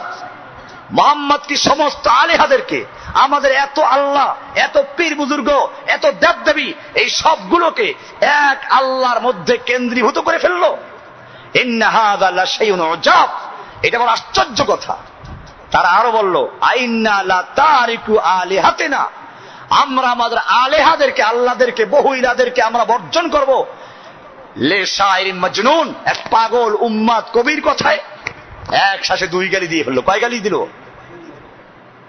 আমার একটা বই আছে, যাদের কাছে আজ দেখে নেবেন, ওখানে শিরোনাম দিয়েছি এক শ্বাসে দুই গালি, এক শ্বাসে দুই গালি। এখানে আল্লাহর নবী কিন্তু ওদের আল্লাহদেরকে বর্জন করতে পারেন নাই। ওরা বুঝতে পেরেছে লা ইলাহা মানে হচ্ছে, লা ইলাহা আগে মানে ক্লিয়ার করে সব বাদ। আপনি এই পুরাতন বিল্ডিং এ রং করতে হলে যেমন আগে পুরাতন রং ঘষে মেজে ধুয়ে মুছে পরিষ্কার করে এরপরে নতুন রং করবেন, ঠিক তেমনি ভাবে লা ইলাহার মানে হচ্ছে, আবু জাহেল বুঝতে পেরেছে যে লা ইলাহার মানে হচ্ছে আগে সব বর্জন করতে হবে, আগে সব ত্যাগ করতে হবে, আগে সব মানুষের সার্বভৌমত্ব, মানুষের আইন কানুন, মানুষের ইবাদত, এই সবগুলো বর্জন করতে হবে। এই লা ইলাহার মানে হচ্ছে আমাদের কোনো ক্ষমতা চলবে না, লা ইলাহার মানে হচ্ছে আমাদের কোনো আইন চলবে না, লা ইলাহার মানে হচ্ছে আমাদের দেবদেবী চলবে না, আমাদের পীর বুজুর্গ চলবে না, কারো কোনো ক্ষমতা নাই, আমাদের মাজার চলবে না, খাদা বাবা চলবে না, গাদা বাবা চলবে না, ল্যাংটা বাবা চলবে না, বান্দা নামাজ চলবে না, গরিব নামাজ চলবে না, এবং আমাদের যত জুলফে দারাজ, গেসু দারাজ, গাউসুল আজম, গরিব নামাজ, এগুলো সব বাতিল হয়ে যাবে। লা ইলাহা। বোঝা গেল আবু লাহাব ঠিকই বুঝতে পেরেছিল। আবু লাহাব ঠিকই বুঝতে পেরেছিল। আমাদের লোকেরা বুঝে না, আমরা যারা বলি তারাও বুঝি না, যারা যাদের জন্য বলি তারাও বুঝে না। নইলে আমি যদি এখন বলি, আপনারা সবাই জানেন আমাদের দেশের একটা সংবিধান আছে, যে সব দেশেরই আছে, যে কোনো একটা স্বাধীন রাষ্ট্র হলে তার একটা সংবিধান থাকবে, সার্বভৌমত্ব থাকবে, জনগণ থাকবে, ভৌগোলিক সীমানা থাকবে। এই চারটা মূল উপাদান, এটা ছাড়া কোনো রাষ্ট্রই হতে পারে না।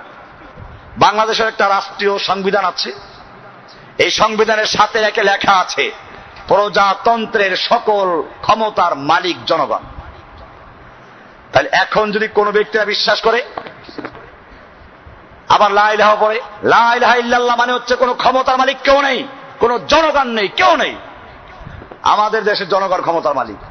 এখন এত ক্ষমতার মালিক হলে তো সমস্যা, সেজন্য জনগণ ভোট দেয়, ভোট দিয়ে ওই ক্ষমতাটাকে হস্তান্তর করে এমপিদের কাছে। এবারে এমপিরা ক্ষমতার মালিক হয়ে জনগণের ক্ষমতা পেয়ে গেল, এরপরে সংসদে গিয়ে বসলো। সংসদে গিয়ে এখন যে কয়জন বসলো, গোটা দেশের জনগণের ক্ষমতা তাদের কাছে, এখন এরা সার্বভৌম ক্ষমতার মালিক। এই প্রথমে সার্বভৌমত্ব আসে, সার্বভৌমত্বের কমান্ড কি আইন বলা হয়। কাজে তারা সার্বভৌম ক্ষমতার মালিক হয়ে গেল, ওখানে মালিক হয়ে বসলো। আপনারা আশ্চর্য হবেন, ফেরাউন যে আল্লাহ দাবি করেছিল, এই ফেরাউন এই অর্থে আল্লাহ দাবি করেছিল। ফেরাউন আসমানের আল্লাহ দাবি করে নাই, এটা দাবি করতেও পারে না, দাবি করলে মানবেও না। চন্দ্র সূর্যের মালিক আমি, আসমানের মালিক আমি, এই দাবি কেউ করতে পারে? এই দাবি ফেরাউন করলে ওরে কেউ মানত, থাপ্পড় মারত ওরা।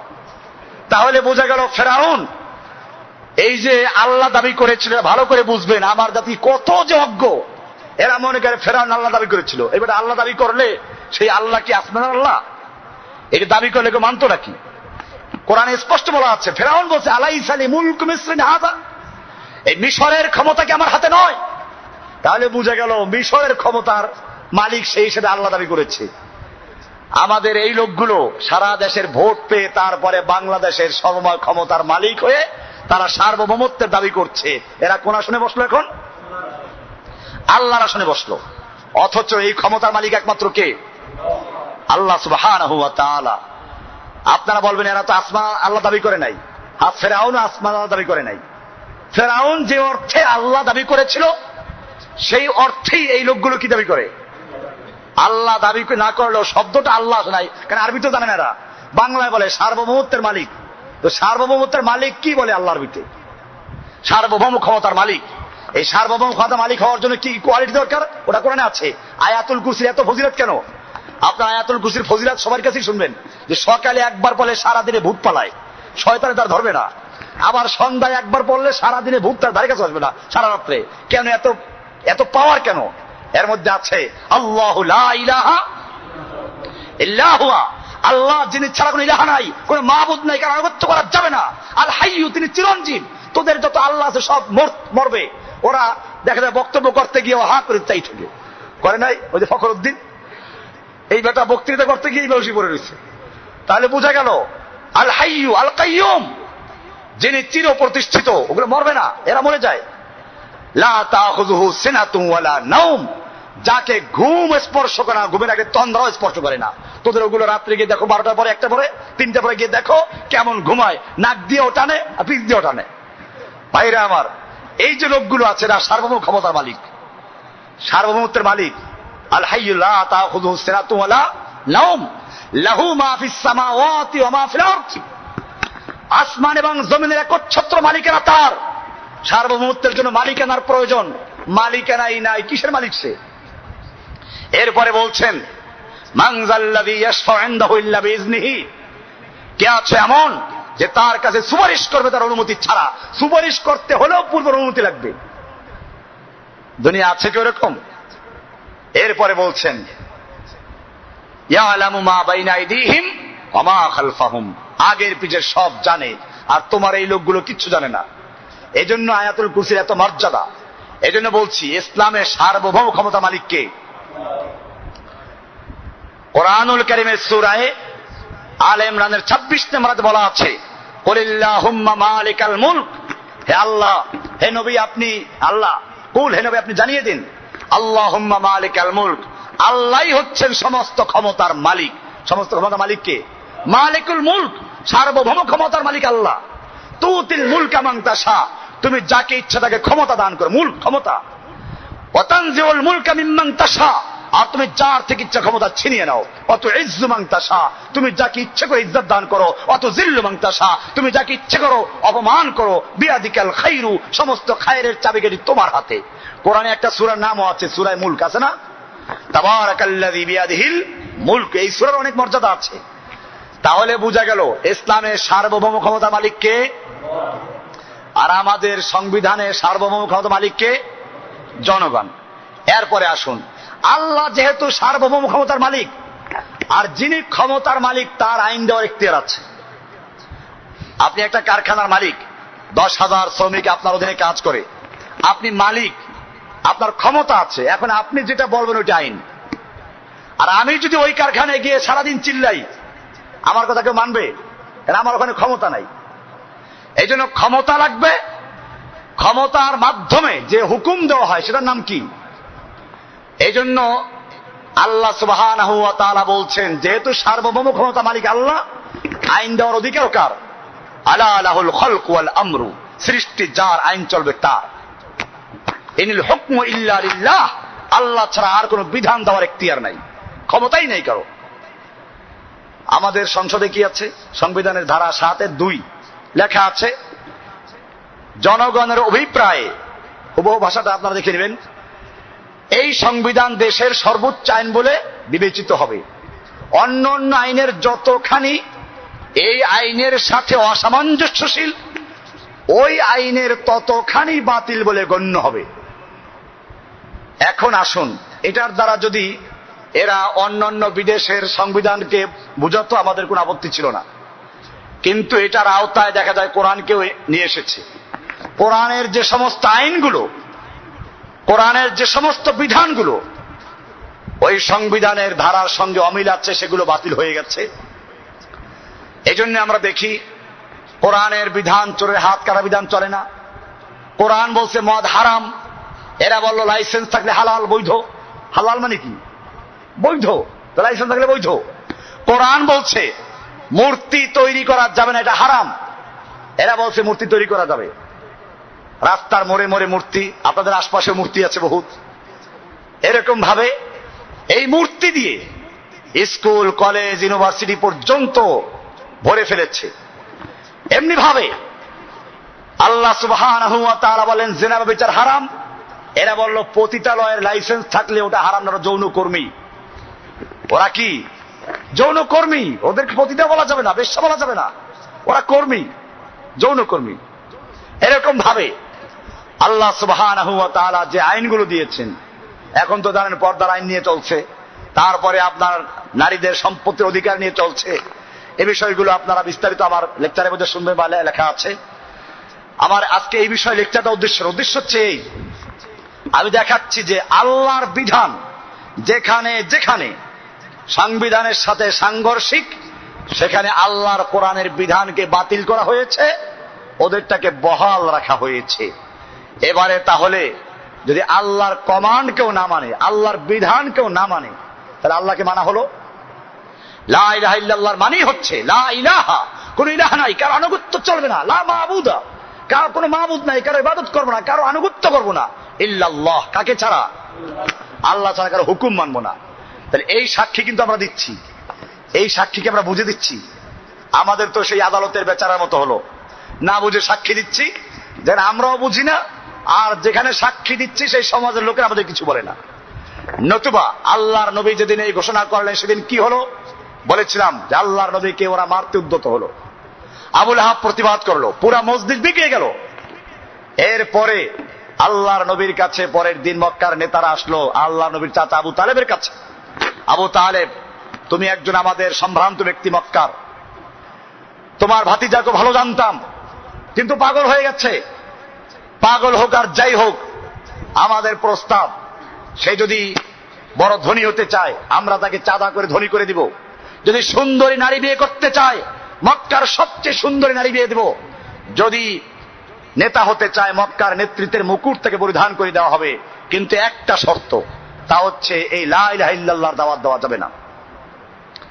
আল্লাহ নবীর চাচা আবু তালেব আল্লাহ নবীর কাছে গিয়ে বলল, বিষয়টা অনেক গুরুত্বপূর্ণ, এদের পাওয়ার, এদের ক্ষমতা তোমরা জানো, এদের দল আছে, এদের জনগণ আছে।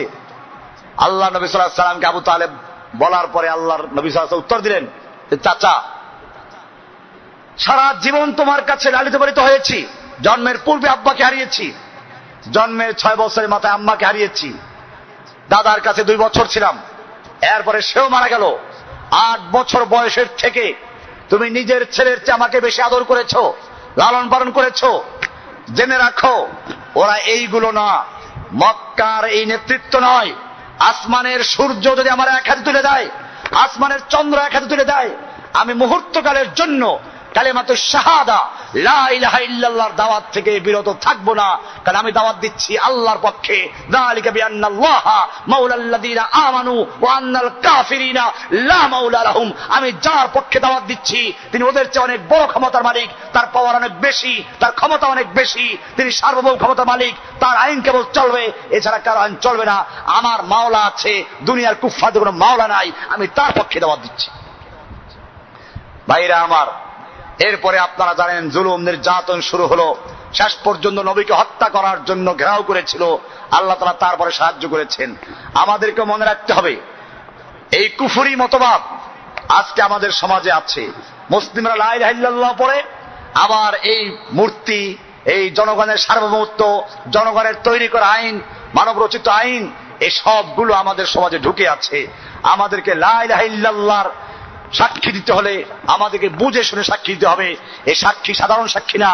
কোরআনুল কারীমে আল্লাহ তাআলা বলেছেন যে কুল আইয়ু শাইইন আকবারু শাহাদা, সবচেয়ে বড় সাক্ষী কোনটি তুমি কি জানো?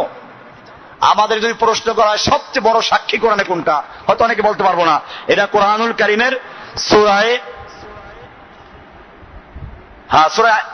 আনআম এর 19 নম্বর আয়াতে বলা আছে কুল আইয়ু শাইইন আকবারু শাহাদা। এই আয়াতের শেষে গিয়ে বলা আছে কুল ইন্নামা হুয়া ইলাহু ওয়াহিদুন, এক আল্লাহ, আল্লাহ যে এক, আমাদের মাবুদ একজন, এর সাক্ষী দেওয়া হচ্ছে সবচেয়ে বড় সাক্ষী। কোরআনুল কারীমে এই সাক্ষীটার এত গুরুত্ব দেওয়া হয়েছে। আল্লাহ তাআলা সূরা আলে ইমরানের 18 নম্বর আয়াতে বলেছেন শাহিদাল্লাহু আন্নাহু লা ইলাহা ইল্লা হুয়া ওয়াল মালায়েকাতু ওয়া উলুল ইলমি কায়িমান বিল কিসতি লা ইলাহা ইল্লা হুয়াল আজিজুল হাকীম। আল্লাহ তাআলা সাক্ষী দিচ্ছেন ফেরেশতারা সাক্ষী দিচ্ছে, সমস্ত এলেমওয়ালারা সাক্ষী দিচ্ছে, জ্ঞানীরা সাক্ষী দিচ্ছে। সেই সাক্ষীটা কি? যে সাক্ষী আল্লাহ নিজে দিয়েছেন, যে সাক্ষী ফেরেশতারা দেয়, যে সাক্ষী সমস্ত জ্ঞানীরা দেয়, সেই সাক্ষীটা কোনটা? লা ইলাহা ইল্লা হুয়া, আল্লাহ ছাড়া কোনো ইলাহা নেই। এই সাক্ষী দেওয়া, এই সাক্ষী বুঝে শুনে দিতে হবে। আজকে আমরা সাক্ষী দিচ্ছি, আবার এর বিপরীত কাজগুলো করছি। কিছু শিরিক ভিআইপি শিরিক, কিছু গরিবদের শিরিক। ভিআইপি শিরিক কোনটা? আমাদের দেশে অনেকে লা ইলাহা ইল্লাল্লাহ দাওয়াত দেয়, কিন্তু তাদের লা ইলাহা ইল্লাল্লাহ এই ভিআইপি শিরিকগুলো স্পর্শ করে না। লা ইলাহা ইল্লাল্লাহর মানেই হচ্ছে রাষ্ট্রীয়ভাবে যারা শিরিক করছে, সামাজিকভাবে যারা শিরিক করছে, সবগুলো। বরং আমরা দেখি অনেকে শিরিক বলতে শুধুমাত্র কবর পূজাকে কেউ বুঝে, কেউ পীর পূজাকে বুঝে, কিন্তু রাষ্ট্রীয়ভাবে আল্লাহর সার্বভৌমত্বকে অস্বীকার করা, এটা যে বড় শিরিক, এটা যে সবচেয়ে বড় শিরিক। বরং নবীদের প্রথম বিরোধিতা করেছে রাষ্ট্রীয় শক্তি। মুসা আলাইহিস সালাম যখন লা ইলাহার দাওয়াত দিলেন, তখন তার বিরুদ্ধে দাঁড়িয়েছিল কারা? ফেরাউনরা। ফেরাউনরা তৎকালীন রাষ্ট্র ক্ষমতার মালিক ছিল। ইব্রাহিম আলাইহিস সালাম যখন তাওহীদের দাওয়াত দিলেন, তার বিরুদ্ধে দাঁড়িয়েছেন নমরুদরা, তৎকালীন রাষ্ট্র ক্ষমতার অধিকারী।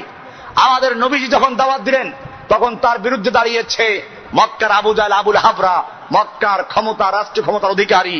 বোঝা গেল লা ইলাহা ইল্লাল্লাহর মানে প্রথম পর্যায়ে যেখানে আঘাত করবে তা হচ্ছে জনগণের সার্বভৌমত্ব এবং জনগণের কমান্ডকে বাতিল করে এক আল্লাহর সার্বভৌমত্ব, এক আল্লাহর কমান্ড প্রতিষ্ঠিত করা। এটা হচ্ছে লা ইলাহা ইল্লাল্লাহর মূল অর্থ। এই সাক্ষী দিতে হলে আপনাকে বুঝে শুনে দেওয়া এবং এটাকে বাস্তবায়ন করার জন্য কাজ করা। কাজ কেমনে করব? এক্ষেত্রেও দেখেন আমাদের দেশে লা ইলাহা ইল্লাল্লাহ দিন কায়েমের জন্য অনেক আন্দোলন আছে। ভাইরা আমার, ইসলামের জন্য দেশে বহু সংগঠন আছে। আমি দেখতে চাই, আমি আগে ক্লিয়ার করে নেই আমার কথায় এখন যে লাইনে নেমে যাচ্ছি, এটা একটা স্পষ্ট বক্তব্য হবে। কিন্তু এতে অনেকে মনে করবেন যে সব দলের বিরুদ্ধে উনি কোন দল করেন। আমরা সব দলের বিরুদ্ধে না, এটা আমি ক্লিয়ার করছি। দুধ আমরা খুব ভালো জিনিস খাই সবাই, কিন্তু দুধের মধ্যে অনেক সময় পিঁপড়া পড়ে, মাছি পড়ে। আমরা কি সেই পিঁপড়া আর মাছি সহ খাবো, না পিঁপড়া মাছিগুলো ফেলে দিয়ে দুধটা খাবো? কোনটা? ঠিক এরকম ভাবে ইসলামের কাজ বাংলাদেশে না, খালি ইন্ডিয়াতে, পাকিস্তানে, সারা বিশ্বে অনেক দলে কাজ করছে। আমরা এখন আসবো লা ইলাহা ইল্লাল্লাহর দিন কায়েমের জন্য, লা ইলাহা ইল্লাল্লাহকে প্রতিষ্ঠিত করার জন্য নবীরা কাজ করেছেন। নবীওয়ালা কাজ এটা না। আপনারা জানেন আল্লাহর নবী সাল্লাল্লাহু আলাইহি সাল্লাম মক্কায় নামাজের দাওয়াত দিয়েছিলেন। নামাজ আসলো মেরাজ থেকে। মেরাজ হয়েছিল কবে? বিশুদ্ধ মত অনুযায়ী নবুয়ত, আল্লাহর নবী যখন হিজরত করতে মদিনা যাবেন তার আগের বছর। তাহলে এর আগে যে 12 বছর চলে গেল, এই সময় কিসের দাওয়াত দিয়েছিলেন? নামাজের, রোজার, হজের, যাকাতের না। এই সময় একটাই দাওয়াত দিয়েছিলেন, লা ইলাহা ইল্লাল্লাহ। মানুষের সার্বভৌমত্ব, মানুষের কমান্ড, বহু ইলা, বহু রবের আইন কানুন সব বাদ, এক আল্লাহর ইবাদত, এক আল্লাহর আনুগত্য করতে হবে। এই দাওয়াতটা এস্টাবলিশ করেছেন, এই দাওয়াতটাই দিয়েছেন। আপনারা বুখারী শরীফের কিতাবুজ যাকাতের প্রথম হাদিসটা পড়বেন। ওখানে আল্লাহ রাসূল সাল্লাল্লাহু আলাইহি ওয়াসাল্লাম মুআয বিন জাবালকে ইয়ামানের বিজয়ের পরে তার দায়িত্ব দিয়ে গভর্নরকে পাঠালেন। আল্লাহ রাসূল থেকে ওসিয়ত করলেন, ইন্নাকা তাতি আহলা কিতাব, তুমি যাচ্ছ এমন একটা জাতির কাছে যারা আহলে কিতাব, আসমানি কিতাব অনুসারী। তারা আসমানি কিতাব মানে, আল্লাহ মানে, সব মানে। তো তাদেরকে কিসের দাওয়াত দিবা? কিছুর থেকে কিছু হয় না, আল্লাহর থেকে হয়, এই দাওয়াত তারা মানে। তাহলে কিসের দাওয়াত দিবা? তাদেরকে দাওয়াত দিয়ে আফযলু মা তাদউহুম শাহাদাতু লা ইলাহা ইল্লাল্লাহ, এক আল্লাহর আনুগত্য করা, এক আল্লাহর সার্বভৌমত্ব মানা, এক আল্লাহর কমান্ড মানার দাওয়াত দিবা, এক আল্লাহ তাওহীদের দাওয়াত দিবা। এটা প্রথম কাজ। এটা যদি হয় তারপরে দ্বিতীয় পর্যায়ে অন্য দাওয়াত দাও। এই তাওহীদকে প্রতিষ্ঠিত করা, আল্লাহর আইন বিধান কায়েম করা, এটাই ছিল নবীদের প্রধান কাজ। আপনার সূরা সফে দেখবেন অন্য জায়গায় আছে, হুয়াল্লাযী আরসালা রাসূলাহু বিল হুদা ওয়া দীনিল হক লিইয়ুযহিরাহু আলা দ্বীনি কুল্লিহি। আল্লাহ তাআলা বলছেন যে আল্লাহ তাআলা নবী এবং রাসূলদেরকে পাঠিয়েছেন দ্বীনে হক দিয়ে। কি জন্য? লিইয়ুযহিরাহু, এই দ্বীনকে বিজয়ী করার জন্য, আলা দ্বীনি কুল্লিহি, পৃথিবীর সমস্ত মানব রচিত মতবাদ, অন্যান্য ধর্ম, সব কিছুর উপরে ইসলামকে বিজয়ী করার জন্য আল্লাহ তাআলা নবীদেরকে দ্বীন দিয়ে পাঠিয়েছেন। তাহলে দ্বীন বিজয়ী করাই হচ্ছে নবীদের মিশন। এবারে দিন কায়েম করবো কেমনে, বিজয় করবো কেমনে, আমি আপনাদেরকে ওসিয়ত করব যে আজকের যে প্রথম লেকচার হলো তাওহীদ, আপনারাও সেই তাওহীদকে ভালো করে বুঝবেন। আশহাদু আল্লা ইলাহা ইল্লাল্লাহ, মুসলিম, মুসলিম কাকে বলে ভালো করে বুঝবেন। মুসলিম হতে হলে কি করতে হয়? সাক্ষী দিতে হয় দুইটা সাক্ষী। এই দুই সাক্ষীর অর্থ কি? আশহাদু আল্লা ইলাহা ইল্লাল্লাহ, মানে আল্লাহ ছাড়া কারো হুকুমত চলবে না, কারো সার্বভৌমত্ব চলবে না, কারো আইন চলবে না।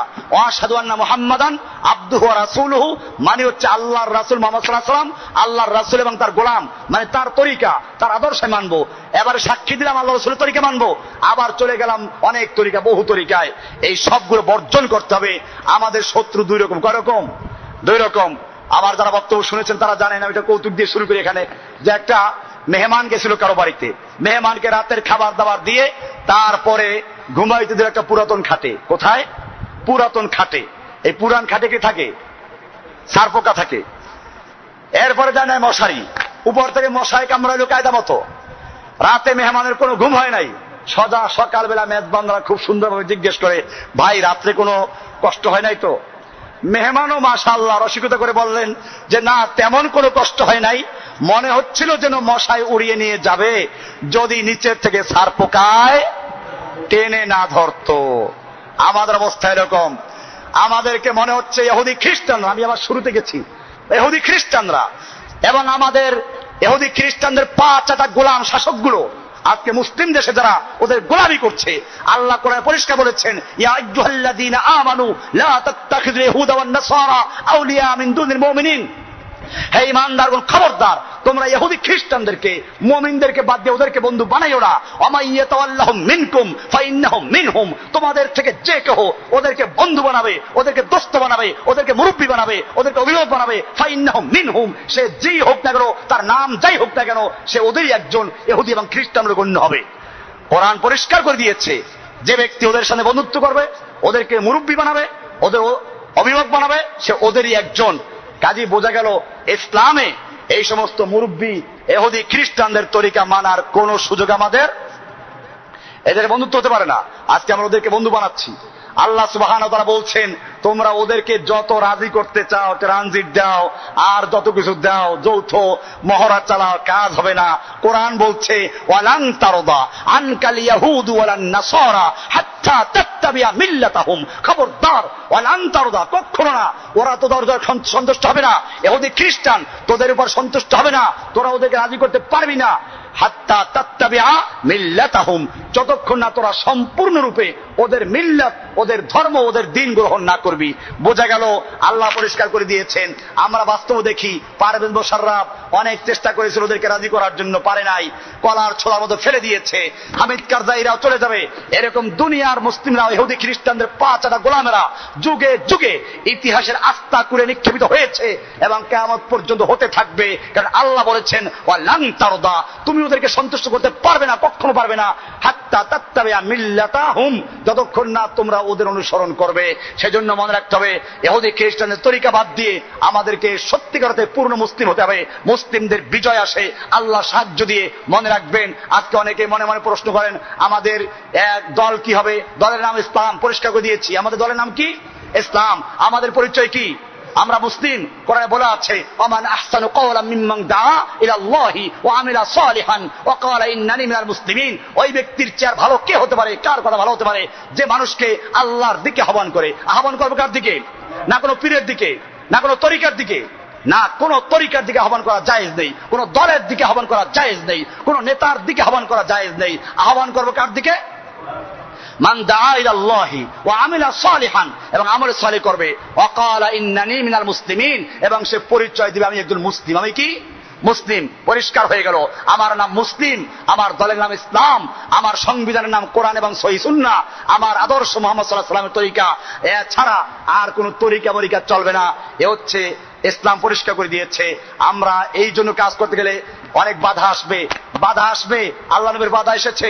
আমরা নবীর চেয়ে বড় বুজুর্গ না, আমাদের চেহারা নবীর চেয়ে সুন্দর না, আমাদের ইবাদত নবীর চেয়ে বেশি না। আল্লাহর নবীকে মার খেতে হয়েছে, 27টা যুদ্ধে অংশগ্রহণ করেছেন, আল্লাহর নবী রক্তাক্ত হয়েছেন। আমাদেরকে তাই হতে হবে। মনে রাখতে হবে আমাদের বাধা আসবে। সেজন্যই ওয়াল আসর সূরাটা আপনারা ভালো করে পড়বেন। ওখানে বলা আছে ওয়াল আসর, আসরের কসম, আল্লাহ কসম করে বলছেন, ইন্নাল ইনসানা লাফি খুসরিন, সমস্ত মানুষ খসর, ধ্বংসের মধ্যে, ক্ষতির মধ্যে, ইল্লাল্লাযিনা আমানু। তবে চারটে কথা, এই চারটে একটার সঙ্গে একটা জড়িত। ইল্লাল্লাযিনা আমানু, তবে যারা ঈমান এনেছে। ঈমান আনলো কিনা নির্ভর করবে আমিলুস সালিহাত, আমলে সলে করলো। তার মানে আমলে সলে না করলে ইমান নাই। আমাদের দেশে অনেকে বলে আরে নামাজ না পড়লে কি হবে, ইমান ঠিক আছে, তবে ইমানই নাই। আল্লাহ বলছেন ইল্লাল্লাযিনা আমানু ওয়া আমিলুস সালিহাত, যারা ঈমান এনেছে এবার নেক আমল করেছে, আমলে সালিহাত করেছে। আমলে সালিহাত করলেই চলবে না, 3 নম্বর কাজটাও করতে হবে, ওয়াতাওয়াসাউ বিল হক, হকের দাওয়াত দিতে হবে। হকের দাওয়াত, দাওয়াতুল হক না। বাংলাদেশে দাওয়াতুল একটা পার্টিও আছে, এদের কাজ আছে খালি ওই যে পাও সোজা করো আর একামতে একটা আলিফটান বেশি হয়ে গেল, নামাজ শেষ, মুয়াজ্জিন শেষ, চাকরি শেষ সবাই। এই দাওয়াতুল হক না, এই দাওয়াতুল হক না। আরে বেটা পাও যদি একটু বাঁকাও তাই নামাজ হয়ে যাবে।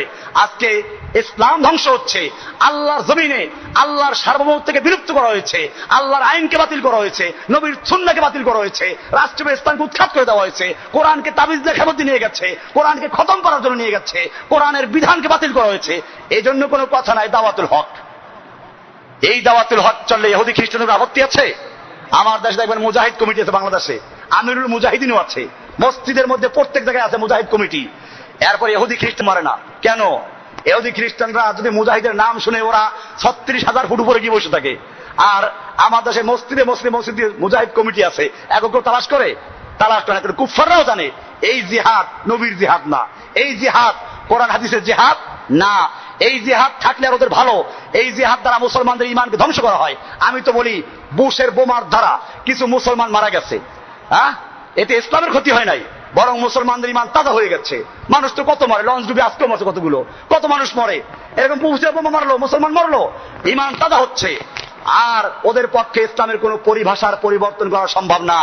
কিন্তু আমাদের ভিতরগত যে মশা সারপোকা এই বুশেরা ইসলামের জেহাদের অর্থ পরিবর্তন করে শিখাই দিল নফসের জেহাদ বড় জেহাদ। এরা বলল ইসলামে মারামারি কাটাকারি নেই, খবরদার। আমার ভাইয়েরা এইভাবে ইসলাম থেকে মুসলিমদেরকে, যুবকদেরকে ইসলাম থেকে এমন ভাবে সরিয়ে দিল, এখন এই যুবকরা ইহুদি খ্রিস্টানদের মতো জেহাদের নাম শুনলে কয় এটা ইসলামে নাই। জেহাদ ইসলামে আছে, কোরআনে আছে, হাদিসে আছে। আল্লাহ নবী যুদ্ধ করেছেন, আল্লাহ নবীর মৃত্যু পরে তরবারি রেখে গেছেন। সুতরাং বোঝা গেল জেহাদ কোরআনে আছে, হাদিসে আছে, নবীর জীবনীতে আছে। এইটাকে কেউ বাতিল করতে পারবে না। এটাকে যারা বাতিল করতে যাবে তারা দুনিয়া থেকে বাতিল হয়ে যাবে, ঠিক কিনা ভাইরা আমার? এজন্য আল্লাহ নবীর তরিকা, ওই তরিকা আমাদেরকে আসতে হবে। আমাদের কি শক্তি আছে এটা দেখার বিষয় না। যুগে যুগে আল্লাহ তাআলা যত নবীদেরকে সাহায্য করেছেন, মুসলমানদের শক্তি কাফেরদের চেয়ে বেশি ছিল না কম ছিল? বদরের যুদ্ধে মুসলমান 313 জন নিরস্ত্র, কাফেরদের অনেক অস্ত্র, আল্লাহ তাআলা বিজয় দিলেন কাদেরকে? তাহলে অস্ত্র বেশি ছিল? নবী এখানে চিন্তা করেন নাই যে এই 313 জন মানুষ মরলে ইসলামের কি হবে? নাই চিন্তা। ইসলাম হেফাজতের দায়িত্ব কার? দিন কায়েমের দায়িত্ব কার? আপনার আমার। এখন মুসলমানদেরকে বাঁচাই থেকে আমরা যদি মরিয়ে যাই, ইসলামের দাওয়াত দিবে কে? এই মাদ্রাসার কি হবে? মসজিদের কি হবে? এই জন্য ইসলামের ছাড় দেই। আর সাহাবায়ে কেরাম ইসলাম রক্ষা করার জন্য মুসলিমরা জীবন দিয়েছে, আমরা মুসলিমদেরকে বাঁচাবার জন্য ইসলামকে বিসর্জন দেই, ঠিক কিনা ভাইরা আমার? খেয়াল রাখবেন, ইসলামের কোন পরিবর্তন করার অধিকার কাউকে দেওয়া হয় নাই। আজকে ইসলামের পরিভাষার পরিবর্তন করেছে, ইসলামের মূল কাজগুলো পরিবর্তন করে দিয়েছে। এখন ইহুদি খ্রিস্টানদের গোলামি করি আর আমরা সব জায়গায় মার খাচ্ছি। এর থেকে উত্তরণের একমাত্র পথ আল্লাহ রাসূল সাল্লাল্লাহু আলাইহি ওয়াসাল্লাম যে সবক দিয়েছেন 5টা কাজের, ওই 5 কাজে আমাদেরকে আবার ফিরে আসতে হবে। আল্লাহ সুবহানাহু ওয়া তাআলা আমাদেরকে বিষয়গুলিকে বুঝার এবং আমল করার তৌফিক দান করুন, আমিন।